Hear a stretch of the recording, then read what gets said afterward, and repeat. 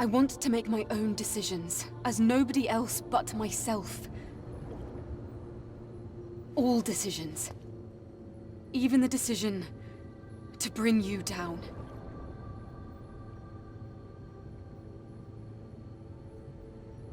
All right. This is also very like you.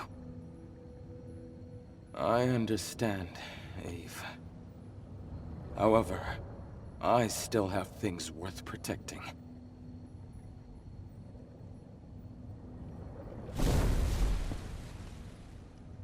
Eve, I wish you well.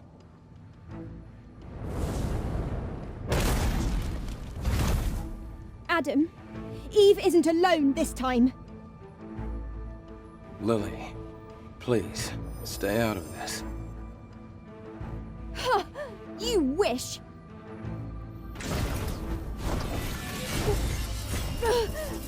What? Ah!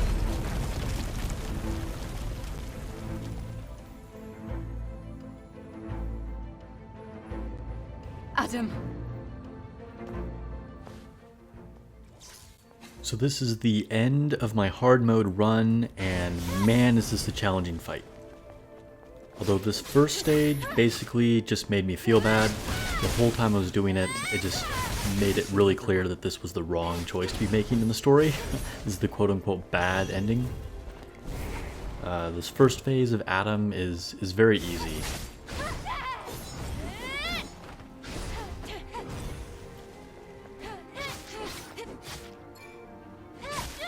The truth is to be found. Only true. But it gets extremely difficult in the next phase. Carrying on this way can only bring darkness.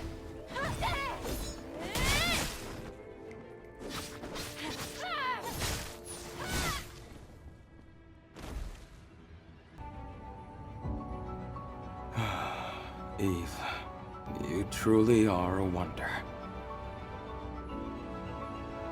I must shed my humanity and become a monster.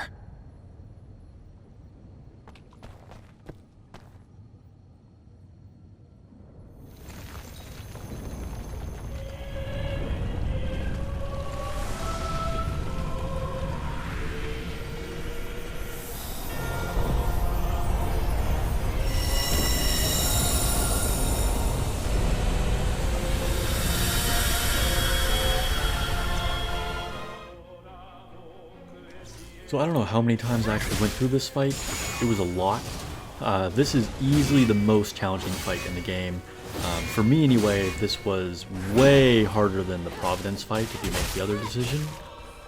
And this might be a hot take, but sometimes people compare Stellar Blade to like a Soulsborne kind of game. I would argue that the Elder Naytiba on hard mode is harder than the infamous Millennia in Elden Ring. His combos are just nuts. And he's extremely tanky. It's a very long fight with 3 different phases. And you might not see a whole lot here in this fight. You know, I might be making it look kind of easy in this particular run. That's because I'm just perfectly managing my beta skills and then avoiding some of his longest combos, because he has some combos that go on for like 5, 6, 7, even 8 attacks, and I got quite good at parrying them, but you're not always perfect. And then you have this section here where he's going to do the instant kill. I've gotten a lot better at shooting. This is still not my favorite. I think the controls could be better, but upping the sensitivity really helped. And I think that for whatever reason it's a little easier to hit these guys than it is on the unidentified Naytiba. Barely got that one at the last second. Get in a few free hits before the punishment or retribution.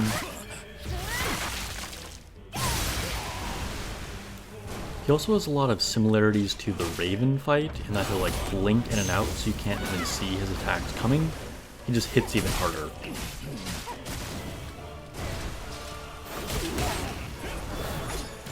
So yeah, I did several runs where I got very good at parrying his attacks, but it only takes missing like 2 of them, and then you're just dead. So the more you can just stop from going off with his combos, the better. And then phase 2 gets insane. So he's going to start off with kind of these big light attacks. And then he gets a new moveset after this, where he just goes nuts with crazy combos with like multiple unblockable attacks combined with like the blue and purple blink moves that you need to counter.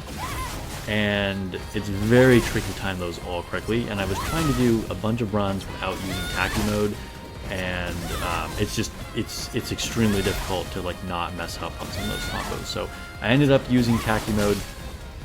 Again, this is like the perfect time to use it right after he sends off all those big light attacks when he changes to this phase. Go right into the burst that I saved. Even then I took a hit there, almost died. The other thing that's really unique about this fight is one, he's really tanky and hits really hard. That's not super unique, that just makes it difficult. The other thing that's really unique about him in particular is that he really punishes you for closing the gap. And what I mean by that is, with most of the bosses, you don't want to be too aggressive. You want to make sure you're ready to, you know, play defensively, parry the attacks, wait for your time. But in general, you want to push up next to them, stay close, and still like actively try and attack and kind of dictate the pace of the fight. But with him, a lot of times you don't want to close the gap immediately with like the triangle rush attack, because he'll just go into like throwing a spear at you or something. So if you're really careful about actually approaching him, and like I said, just save the beta attacks for when you see him about to go into a combo, or in phase 2 when you see him charging up for an orange unblockable attack. You want to stop those at all costs because they go into like multiple combos. Like right there I stopped it. I got lucky and got into a trance right there.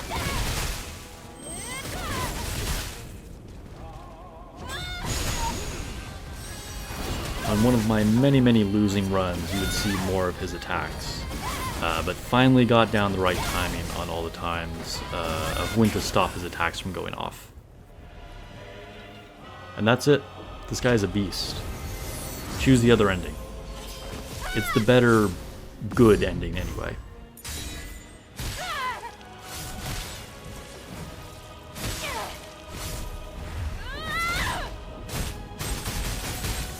Alright, thanks for watching, and good luck with your platinum trophy.